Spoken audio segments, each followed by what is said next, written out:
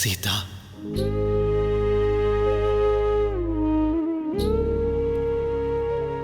நீ என்னை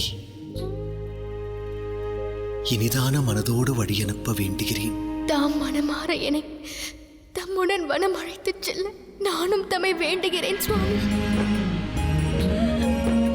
என்னை மன்னித்தருள்வாய் சீதா. உனது வேண்டுதலை என்னால் ஏற்க இயலாது. எனது வனவாச காலத்தில் என்னை பிரிந்து வாழ்வதை நீ ஸ்வீகரிக்கத்தான் வேண்டும்.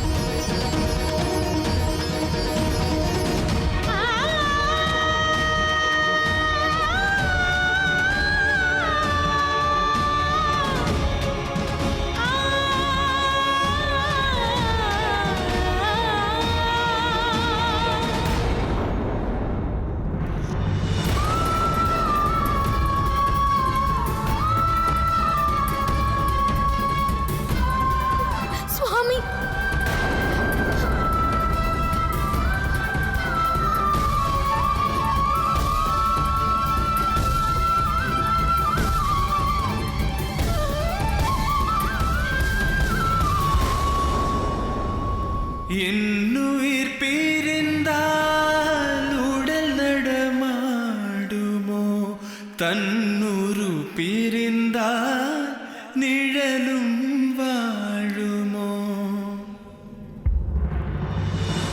என் நிலை உருவானாலும் நீ என்றும் உன் நிலை இழக்கலாகாது.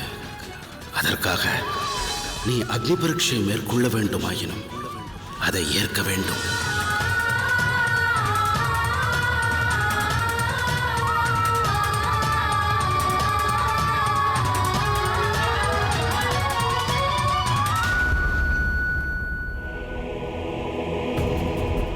அண்ணா,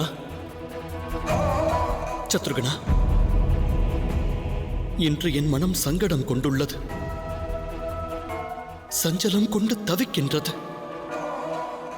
அயோத்தியில் அனர்த்தம் நிகழ்வதாய் தோன்றுகிறது. எமது மனமும் நிம்மதியை இழந்துள்ளது தமையனே.